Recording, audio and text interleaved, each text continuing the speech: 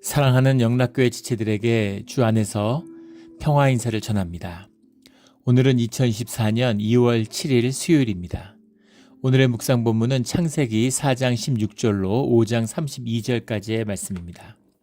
오늘 본문 말씀 4장 16절부터의 말씀은 이렇게 시작합니다.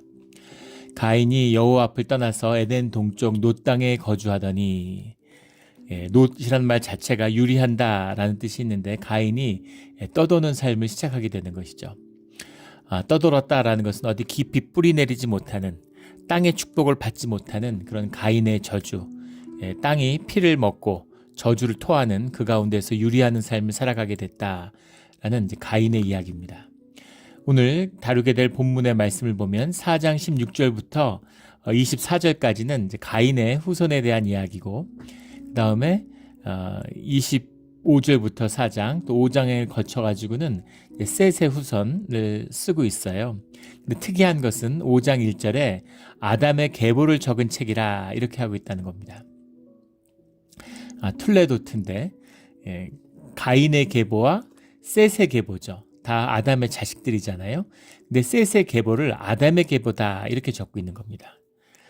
그리고 3절에 가면 5장 3절에 아담은 130세에 자기의 모양 곧 자기의 형상과 같은 아들을 낳아 이름을 셋이라 하였고, 이렇게 돼 있죠. 자기의 모양 곧 자기의 형상, 하나님이 자기의 모양 자기의 형상을 따라서 아담을 지으셨잖아요.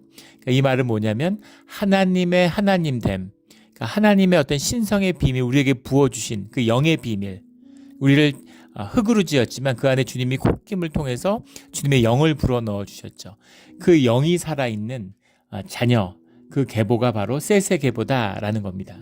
그게 아담의 계보지 가인의 계보가 아담의 계보가 아니라는 거죠. 성경에 흐르고 있는 중요한 뜻입니다. 섭리죠. 육이 살았다고 산 게 아니라 영이 살아야 산 것입니다. 영이 죽으면 죽은 거예요. 죽은 자에게 죽은 자의 장례를 맡겨라 이렇게 말씀하시는 것처럼 영이 죽으면 죽었다고 얘기하는 겁니다. 육이 죽으면 잠들었다 이렇게 이야기를 하죠. 그리고 죽음이라는 것, 영이 살았느냐 영이 죽었느냐, 그래서 그 영이 살아있는 그 영이 생명이잖아요. 그 생명의 계보가 아담의 계보가 셋을 통해 이어졌다라는 겁니다. 그래서 가인의 자손도 있고 아담의 자손도 있는 것이죠.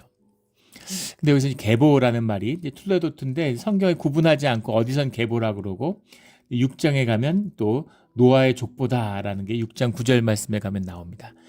노아 족보와 계보를 뭐 이렇게 어떨 땐 계보라고 그러고 어떨 땐 족보라고 그러고 우리 이제 이 한글 그 번역에 이제 좀 아쉬운 점이죠. 한 단어면 같은 단어로 번역을 해야 되는데 이제 엄밀히 얘기하면은 성경의 족보는 계보입니다. 족보와 계보는 좀 다르죠. 근데 구분 없이 뭐 성경에서 쓰니까 족보라고 해도 되고 계보라고 해도 되지만 엄밀하게 말하면 이제 족보라는 것은 나를 기점으로 해가지고 그 기원을 따라 올라가는 것, 이게 족보고, 그런 것과 없이 시대순에 따라서 자손을 나열하는 것, 이걸 계보라고 그러죠. 그래서 성경은 엄밀히 말하면 이제 계보입니다. 뭐 뒤에 가면 예수님의 족보 이런 게 나오죠. 그럴 땐 족보라고 할 수 있겠죠. 네, 그 1절에 보면 가인이 여호와 앞을 떠나서 에덴 동산 놋 땅에 거주했는데 아나와 동침함에 그가 임신하여 에녹을 낳은지라. 가인이 성을 쌓고 그의 아들을 성을 이름하여 에녹이라 하니라. 성이 나오는데 이제 정주했다라는 뜻도 될 수 있고, 성이라는 것이 이제 자기를 지키는 엄폐물이잖아요. 그러니까 자기를 보호하고 자기를 지키는 그런 삶을 살기 시작했다라는 거죠. 교통하고 하나 되고 함께 살아가는 삶이 아니라 담벼락을 왜 쌓겠어요?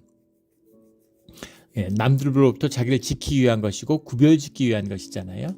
담을 쌓는, 성을 쌓는 삶이 시작되었다라는 것을 이제 알 수 있죠. 성읍의 사람, 정주인들, 인류학적으로 보면 이제 그 돌아다니는 사람들이 아니라 유랑인들이 아니라 그 정주하는 사람의 정주 문화가 시작됐다라는 것을 이제 엿볼 수 있죠. 에녹이 이랏을 낳고 이랏이 무후야엘을 낳고 무후야엘이 무두사엘을 낳고 무두사엘이 라멕을 낳았는데 라멕이 6대입니다. 6대라고 하는 것, 땅의 역사에서 6번째, 성경에 흐르는 또 중요한 뜻이죠. 숫자가 굉장히 중요해요. 성경 전체에 흐르는 숫자라는 것이 굉장히 의미를 가지는데, 그래서 가인의 자손의 6대입니다. 이 라멕이죠. 근데 이 19절에 가면 라멕이 두 아내를 맞이하였으니라는 게 나옵니다. 이카라 로우라는 말인데, 로우라는 말이 자기를 위하여, 이카라라는 말이 이제 뭐 결혼하다, 뭐 신부를 맞이하다, 이런 얘기인데, 자기를 위해 취했다 이런 말입니다. 그러니까 두 아내를 자기를 위해 취했다라는 무슨 말이겠어요? 그러니까 주님의 창조의 섭리, 한 남자와 한 여자가 살보다 살, 뼈 중에 뼈. 그래서 남녀가 하나가 돼서 가정을 이루는 것이 하나님의 섭리의 기초인데 부인을 둘을 맞이했다는 겁니다. 그러니까 벌써 창조의 섭리가 깨졌다. 라멕에 와서라는 걸 볼 수 있죠. 라멕이 이제 굉장히 가인의 족보에서 중요한 인물이죠. 안 좋은 의미에서. 라멕이 첫 번째 이 주님의 가장 중요한 가정의 섭리를 깼다는 겁니다. 두 아내를 맞이할 수가 있겠어요? 이건 뭔가 정상이 아니죠. 부부가 인격으로 교제하면서 인격으로 하나 되는 건데, 남자가 하나인데 여자가 여럿이라는 건 이미 평등한 수평적인 관계가 아니라는 의미겠죠. 그래서 이거는 무슨 완전히 그런 어떤 가부장적인 또는 뭐 노예적인 이런 식으로 부부의 질서라는 것이 깨졌다라는 굉장히 좋지 않은 사인을 보여주고 있는 것이죠. 그 무엇보다도 이제 주님의 섭리를 이제 어그러뜨렸다라는 겁니다. 그러니까 두 아내를 낳았는데 하나는 아다고 하나는 실라였는데 아다는 야발을 낳았으니, 근데 야발이 또 역사상 가축을 치는 자의 조상이 되었다. 유목인의 시작이다. 정주인과 유목인의 갈등이 역사의 큰 축이죠. 서양도 마찬가지고 아시아도 마찬가지입니다. 이것이 계속 갈등하는 그 역사가 이제 인류 역사의 축을 이루고 있죠. 가축을 낳는 자의 조상이 되었다라는 겁니다. 그의 아위 이름은 유발이니 그는 수금과 퉁소를 잡은 모든 자의 조상이 되었다. 음악의 탄생이죠. 음악을 부는, 음악을 만들어내는. 근데 음악이라는 것이 요즘에 하는 엔터테인먼트가 아니죠. 동양의 역사에도 보면 그 요임금, 요순 우탕 할 때 전설적인 요임금이 이제 아시아에서 음악을 처음으로 창시한 황제죠. 근데 음악을 창시한 이유가 사람들이 사나워서 사람들을 세상을 다스리기 위해서 음악을 만들었다라는 것이죠. 음악이라고 하는 것이 이제 예법과 관련이 있고 그 예법이라는 것은 사실은 제사와 관련된 것이죠. 그래서 그 음악이라는 것이 굉장히 고도의 구조화된 사회 질서를 상징하는 겁니다. 사회가 구조화되고 정치화되고 위계화되었다라는 것을 이제 상징적으로 보여주고 있는 것이죠. 그리고 22절에 중요한 신라는 두발가인을 낳았으니 하는 두발가인이 나옵니다. 이 두발가인이라는 것이 성경에 짧게 언급되어 있는데, 두발가인을 낳았으니 그는 구리와 쇠로 여러 기구를 만드는 자요 라고 되어 있는데, 쇠라고 하는 건 이제 운철이죠. 운철이라고 하는 것이 그 철, 그러니까 이렇게 운철이라고 해서 고대에는 철을 이제 제철법이 크게 발달하지 않았으니까 이렇게 지금으로 보면 뭐라고 얘기해야 될까요? 지갑 크기만한 그런 쇠조각 같이 만드는 겁니다. 그래서 그걸 가지고 화폐처럼 이렇게 통용하기도 하고, 근데 그걸로 이제 또 녹여가지고 뭐 이제 기구라고 됐는데, 로테쉬라는 말이 무기입니다. 무기를 만들었다는 거죠. 무슨 말이겠어요? 쇠가 권력이죠. 쇠에서 권력이 나오는 겁니다. 두발 가인이 사실은 그 유대 전승 가운데에서는 뭐 유다의 인류의 최초의 왕이다, 뭐 이런 충호를 받기도 하고 최초의 뭐 권력자다 이런 이야기를 받기도 합니다. 그 뒤에 나오는 우리 노아 시대에 노아와 대결했던 어떤 세상 권력의 상징, 그 시대에도 두발 가인이 왕이었다. 이제 뭐 이런 유대의 전승 가운데 두발 가인에 관한 이야기가 많아요. 그러니까 쇠를 만드는 사람이고 무기를 만드는 사람이니까 권력자였겠죠. 그래서 그가 큰 권력을 가진다 했다라는 겁니다. 23절에 라멕이 아내들에게 이르되 아다와 실라여 내 목소리를 들으라. 23절과 24절에 이어지는 시편이죠. 시입니다. 인류 최초의 시다, 이제 이런 평을 받는데 노래예요. 노래하는 겁니다. 실라 내 목소리를 들으라. 라멕의 아내들이여 내 말을 들으라. 나의 상처로 말미암아 내가 사람을 죽였고 나의 상함으로 말미암아 소년을 죽였도다. 죽였도다라는 말이 하라그티라는 말인데, 그 가인에 이어서 이제 전쟁이 일어나고 사람들을 일상적으로 죽이는 그런 정복이 시작됐다. 이제 그런 의미로 받아들이기도 하는데, 이 죽였고 죽였도다라는 말이 하라그티라는 말입니다. 하라그티라는 말의 원형이 하라그인데, 하라그의 과거형도 하라그티고 하라그의 미래형도 하라그티예요. 그래서 이것을 이제 죽였고 죽였도다라고 하는 것은 이제 과거로 해석한 거죠. 그래서 내게 상처를 입히는 것으로 내가 사람을 죽였고 나를 상하게 했기 때문에 내가 소년을 죽였도다. 이렇게 해석을 하는 건데, 미래로 해석할 수 있습니다. 나한테 상처를 입히면 내가 죽일 것이고, 나에게 상함으로 다가오면 내가 다 죽여준다, 이런 이야기죠. 그러니까 어떤 자기의 위세를 과시하는, 나한테 건드려봐, 나한테 한번 덤벼봐, 내가 어떻게 하는지 다 죽여버려. 그러니까 이렇게 사람의 목숨을 경시하는, 굉장히 경박하고 굉장히 폭력적인 이야기죠. 이걸 노래로 불렀다는 겁니다. 근데 이 안에 깊이 들어있는 것은 교만이죠. 이 교만은 한술 더 떠요. 24절에 가면 가인을 위하여는 벌이 7배일진데 라멕을 위하여는 벌이 77배이리로다. 자기가 사람을 죽였는데 나는 사람들을 죽일 수 있지만 사람들은 나를 못 해쳐, 이런 거죠. 가인의 이야기를 알고 있어요. 근데 가인의 이야기는 얼마나 가슴 아픈 이야기입니까? 자기 형제를 죽인 이야기고, 그 다음에 놀랍게도 하나님께 자기의 그 괴로움을 호소했는데 하나님이 가인을 지켜주셨다는 얘기죠. 죽이지 않는다. 아무도 널 해치지 못해. 가인을 죽이는 자는 벌을 7배나 받으리라 라는 주님의 선포죠. 우리 4장 15절에 나누었던. 그런데 그것은 주님의 사랑이고 주님의 긍휼이지 받을 자격이 있거나 자기의 권리가 아니에요. 은혜일 뿐입니다. 그리고 진짜 가슴 아픈 이야기고, 그 말씀의 중심이 무엇인지를 알아야 되는 것이죠. 죽어서 마땅한데, 당연히 죽어야 되는 것인데 주님이 그 목숨을 건져주시고 지켜주셨다라는 겁니다. 그것을 보호해 주시는 그런 주님의 믿을 수 없는 놀라운 은혜를 만나게 되는 거죠. 근데 주님은 간 곳이 없고 자기의 권리가 된 거죠. 유명한 영화의 대사가 있죠. 한국 영화에 권리가 지속되면, 호의가 지속되면 권리인 줄 안다고. 은혜가 계속되니까 권리로 하는 거죠. 그래서 우리 집안은 아무도 못 건드려. 지금 그 후손들이 뭐 많이 있었겠죠. 가인의 후손들이 많고 6대를 낳았고 수백 년을 살았으니까 뭐 사람들이 굉장히 많았을 겁니다. 어마어마하죠. 그때 무슨 과학 다큐멘터리를 보는데,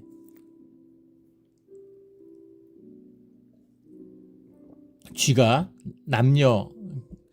잡는 게 얼마나 어려운가 하는 걸 보여주는 겁니다. 쥐가 어떤 동물인가. 근데 암놈 한 마리, 순놈 한 마리에서 2마리만 살아남으면 아무리 쥐를 잡아도 그 2마리가 1년 만에 5,000마리로 불어나는 거예요. 기하급수적으로 불어나는 겁니다. 쥐를 잡기 위해서 이제 고양이와 인간이 함께 살게 됐다는 거죠. 개하고는 조금 다르죠. 고양이의 그 연어는. 그래서 쥐의 위협, 농경을 하고 곡식을 쌓아놓으니까 쥐가 끊이지 않는 거죠. 그래서 쥐를 잡아야 되는 겁니다. 그러니까 뱀을 키웠고, 이제 그 고양이를 키우고 뭐 이제 그렇게 됐다는 거죠. 이게 번식력이에요. 그러니까 굉장히 이제 많은 사람들이 있는데 그 가운데에서 형제도 죽였는데 그 가운데에서 서로 형제끼리도 하나 되는 것이 안 되는 6대를 내려왔는데 이제는 특권의식에 사로잡힌 겁니다. 부인을 둘씩 맞이하고, 나에게 위해를 가하려고 그래? 그럼 내가 다 죽일 거야. 그리고 만약에 너희들이 나를 죽이면 너희는 77배를 벌을 받게 된다라는 걸 하나님이 선포하는 거지 자기가 선포하는 게 어디 있습니까? 이 무슨 근거로? 자기가 완전히 하나님 자리에 앉은 거죠. 완전히 악이 점점 관영하고 악이 점점 커지는 걸 보게 되죠. 성을 쌓고, 두 아내를 맞이하고 무기를 만들고 정복 전쟁을 하고 교만하는, 완전히 하나님께서 벗어나는 이제 그런 모습들을 보게 됩니다.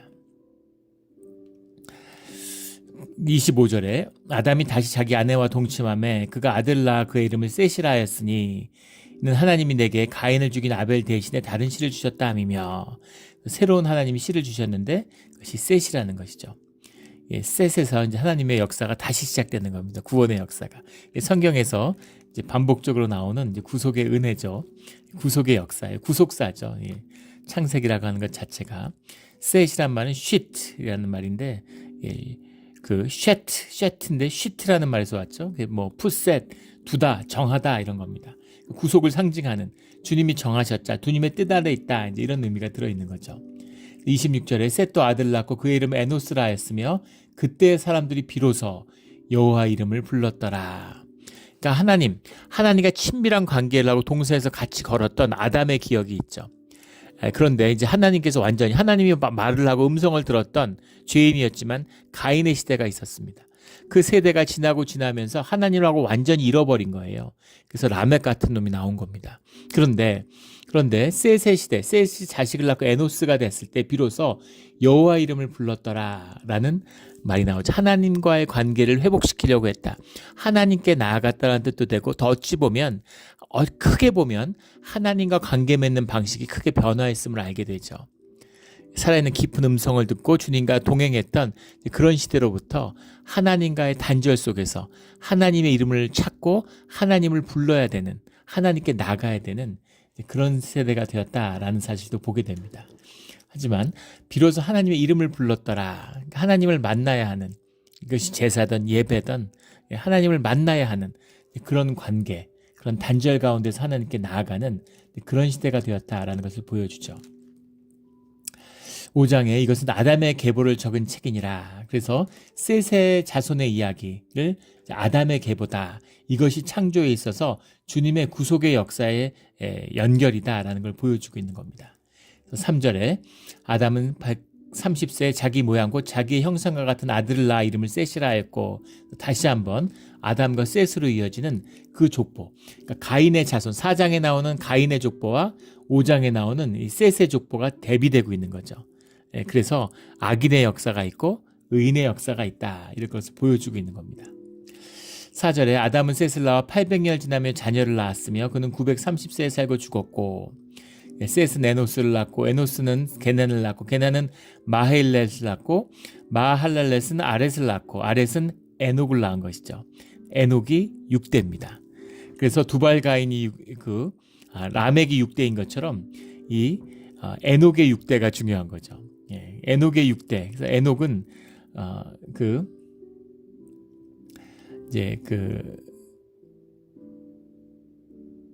굉장히 이제 중요한 인물이죠. 이 에녹에 대한 말씀이 21절부터 24절까지 나오는데, 에녹은 65세에 무드셀라를 낳았고, 근데 무드셀라는 인류 역사에서 이제 가장 오래 산 969세를 살았는데, 인간의 역사, 에덴 동산을 떠난 다음에 산 인간 중에서는 가장 오래 산 장수의 대명사가 무드셀라죠. 무드셀라도 전쟁하는 자였고, 또 셋의 자손 가운데서도 비슷한 맥락이 나타납니다. 마치 두발 가인에 대립되는 무드셀라의 위치가 있는 거죠. 라멕의 위치에 맞서는 에녹의 위치가 있는 겁니다.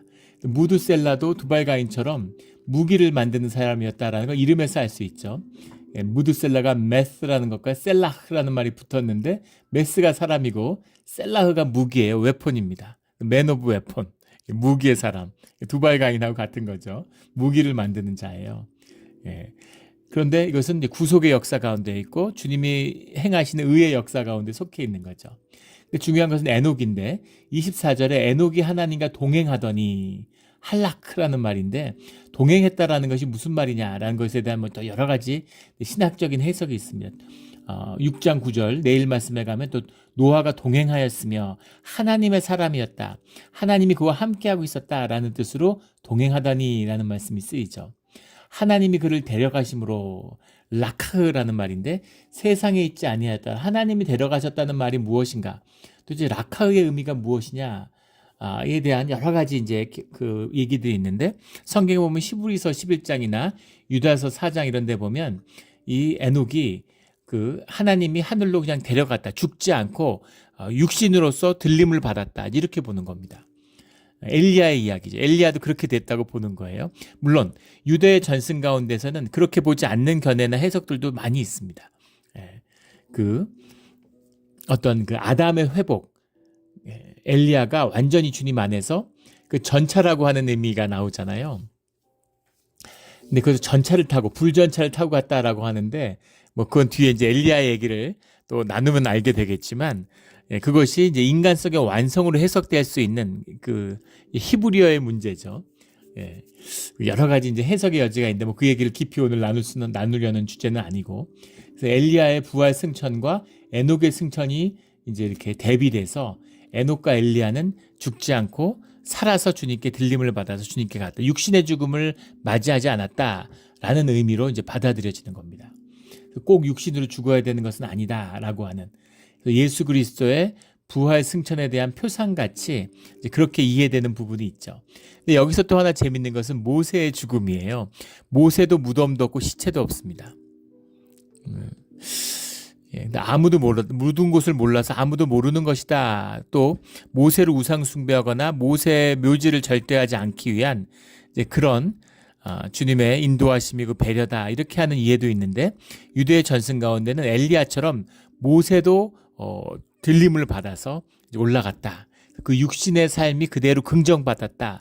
이제 그런 의미로 이제 받아들여지는 전통이 있는 거죠.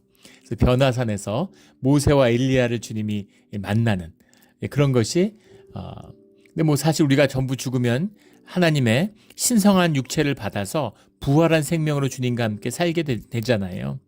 그러니까 꼭 모세와 엘리야가 아니더라도 구약 시대에는 모세와 엘리야는 죽지 않았기 때문에 주님과 함께하고 있기 때문에 그들이 육신을 입은 채로 다시 우리에게 찾아오고 우리가 그들과 만날 수 있다라고 믿었던 것이죠. 그래서 모세, 엘리야, 이제 에녹의 의미, 그 데려가심으로라는 의미, 데려갔다라는 의미가를 어쨌든 전통적으로는 육신으로 들림을 받았다 이렇게 이해하는 겁니다. 여러 가지 이제 해석의 여지가 있죠. 근데 뭐 전통적인 해석은 그렇게 받아들이고 있는 거예요. 그래서 에녹이 이제 6대인데 그 라멕과 대조되는 완전히 하나님의 사람으로서 동행하고 하나님으로부터 들림을 받는 그런 그 어떤 속죄의 상징 같은 그런 의미, 구속의 상징 같은 구속사의 그런 의미로 대비되고 있는 것이죠. 구속의 역사가 계속 이어가고 있다라는 겁니다. 그래서 라멕이 182세의 아들을 낳고 이름을 노아라 하여 이르되 여호와께서 땅을 저주하심으로 수고롭게 일하는 우리를 위해 이 아들이 안위하리라 하였더라. 노아라고 하는 또 다른 아주 중요한 이제 구속사의 전환점을 맞게 되는 겁니다. 노아의 탄생이에요. 노아의 탄생이죠. 노아의 얘기는 또 뭐 내일 이제 나오게 되겠지만, 근데 여기서 보게 되는 중요한 그것은 노아가 태어날 때까지 거의 근접하게 아담이 살았다는 겁니다. 이게 성경의 또 다른 중요한 이 숫자들, 몇 년 살았고 몇 년 살았고, 근데 이게 무슨 의미가 있을까? 근데 이 뭐 연수라는 것이 뭐 기록이니까 그렇게 살았겠죠. 뭐 여기에 대한 여러 가지 이렇게까지 오래 살 수 있었을까? 뭐 이제 그런 해석들이 있고, 이게 연수가 그땐 달이 아니냐, 단위가 틀렸던 거 아니냐, 뭐 이런 얘기를 하는데, 뒤에 가면 연수가 점점 짧아지는 걸 알 수 있죠. 죄가 깊어질수록, 하나님께서 멀리 떨어질수록 인간의 수명이 점점 짧아지는 걸 보게 돼요. 그래서 이 오래 살았다고 하는 의미, 이 또 구약에 흐르는 중요한 유대적인 특성이죠. 땅에서의 삶이라는 것이 물론 우리가 구원을 받고 주님께 가는 게 중요하지만 땅에서의 축복이라는 것이 주님과 함께하는 중요한 약속이라는 겁니다.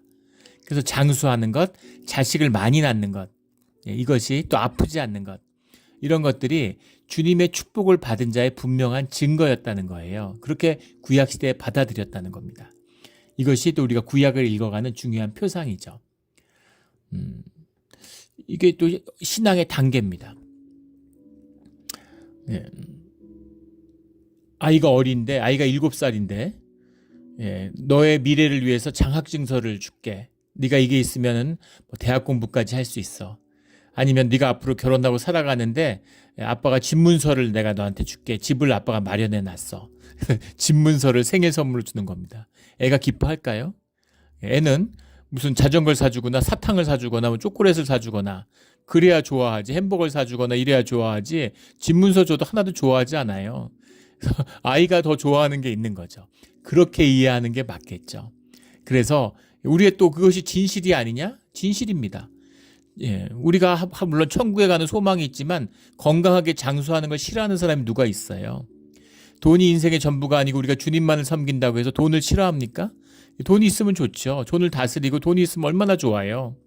주님 안에 있다면 돈이 많을수록 좋겠죠. 다다익선 아니겠습니까? 어려운 사람들 도와주고 얼마나 할 수 있는 일이 많겠어요. 그런 것이죠. 예전에 우리의 그 믿음의 선배들은, 선조들은, 우리 부모님 세대죠. 부흥의 세대는 그 믿음이 좋고 교회 열심히 봉사하면 축복받는다고 다 믿었습니다. 그리고 축복을 받았어요. 믿음대로 되는 것이죠. 그래서 기복신앙이다, 믿음이 잘못됐다, 막 이런 비난들을, 공격들을 받았는데 그게 잘못된 건가요? 그게 주님 안에 있는 진실이에요. 진실의 전부가 아니죠. 7살의 믿음이 있고 17살의 믿음이 있고 37살의 믿음이 있고 57살의 믿음이 있는 겁니다. 그 믿음이 주님 안에서 자라가는 것이죠. 주님의 축복으로 받는, 이 땅에서 밥을 한 끼 먹고 즐거운 마음으로 바람을 쐬고 꽃을 하나 바라보는 그 감격과 아름다움이 있잖아요. 그런 축복을 주님이 허락하신다라는 거죠. 우리 땅에서의 축복, 하늘에서의 축복도 물론이지만 땅에서의 축복도 아울러 주님 안에서 받고 누리는 그런 우리 모두가 되기를 주의 이름으로 축원합니다. 유대인들은 그런 얘기를 하죠. 땅의 축복의 비밀을 풀었다고.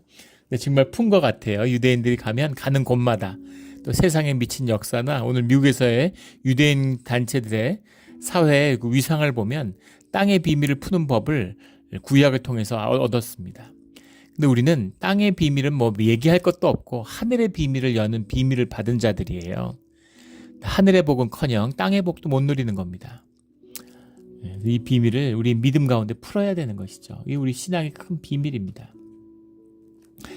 그런데 아담이 에녹 시대까지 사는 건 물론이고 에녹하고는 거의 한 250년 가까이 같이 살아요. 에녹에게 믿음을 증거하는 것이 아담이었다는 얘기죠. 그리고 노아에게 에녹이 또 그 믿음을, 아담도 그렇고 에녹도 그렇고 에녹이 노아에게 그 믿음을 증거했다는 겁니다. 그래서 그런 것들이 이제 계속 나오죠. 나중에 뭐 요셉에게 야곱이 믿음을 증거하게 되고, 그 살아있는 연수들이 겹치는 겁니다. 이 하나님의 구속의 역사가 끊어지지 않는, 이게 장수의 비밀이고 또 이 구속사의 비밀이에요. 그 비밀이 이어져 가고 있다. 주님이 아담을 만드신 것처럼, 그 가운데 셋을 다시 주시는 것처럼, 그 가운데 에녹을 주시는 것처럼 그 가운데 노아를 주셨다라는 거죠. 그래서 주님의 은혜의 역사는 끊어지지 않습니다. 그리고 또 주님의 때에 다시 피어나고 또 주님의 역사에, 구속의 역사에 중요한 전기를 맞이하게 되는 것이죠. 우리가 지금도 그 구속의 역사 가운데 있습니다. 그래서 뭐 교회가 쇠퇴하고 뭐 기독교 망했다고 세상이 난리인데 아무 걱정할 필요가 없죠. 우리가 진짜 교회를 이루고 우리의 믿음을 지키는 거예요. 무수한 박해와 어려움 속에서 지나갔던 초대교회의 역사가 있습니다. 하지만 그 믿음을 지켰을 때 주님이 그 교회들, 그 작은 연약한 교회를 들어서 로마 사회를 뒤집었습니다. 오늘날 전 세계 뭐 기독교 인구가 25%다, 뭐 30%다 이러는데 아무런 영향력도 힘도 없죠. 미국도 마찬가지입니다. 그런데 하나님의 구속의 역사, 믿음의 역사는 계속 흘러가고 있는 거예요. 그리고 주님의 뜻이 이루어집니다. 물론 우리의 마음 가운데는 다윗의 때를 살고 싶은 마음이 있죠. 다윗의 퍼레이드를 하고 싶은 마음이 있습니다. 하지만 주님의 구속사 가운데는 다니엘의 때가 있는 거죠. 이방의 땅에서 기도하며 주님의 때를 구하는 그런 또 다니엘의 때가 있는 것이죠. 어느 때든 주님의 인도 아래서 늘 주님의 역사를 이루어가는 데 쓰임받는 그런 귀한 그릇이 되는 것이 소중한 것이죠. 우리 주님의 그런 구속의 계보 가운데 있는, 주님이 부르시는 의로운 삶 가운데 있는 우리 모두가 되기를 주의 이름으로 축원합니다. 아멘. 기도드리겠습니다. 하나님 아버지 감사합니다. 오늘 가인의 계보와 아담의 계보를 보았습니다. 주님이 인도하시는 이 역사의 의미를 우리가 깊이 깨달을 수 없습니다. 왜 그렇게 하시는지 알지 못합니다. 하지만 분명한 것은 주님이 만든 같은 아담의 후손이라도 하나님의 여호와 이름을 부르지 않는 자들은 결국은 죄를 먹고 마시고 자기의 피를 먹고 마시며 죄로 타락할 수밖에 없다는 것을 저희가 잘 압니다. 우리 가운데 있는 땅의 역사이기도 합니다. 하지만 우리에게는 주님의 부르심, 십자가의 보혈이 있는 것으로 인해 감사드립니다. 주님, 늘 주님의 이름을 부르며 주님이 구속하시는 주님의 부르심 가운데 따라가는 우리의 삶의 자리가 되게 하여 주시옵소서. 감사하며 예수 그리스도의 이름으로 기도드렸습니다. 아멘.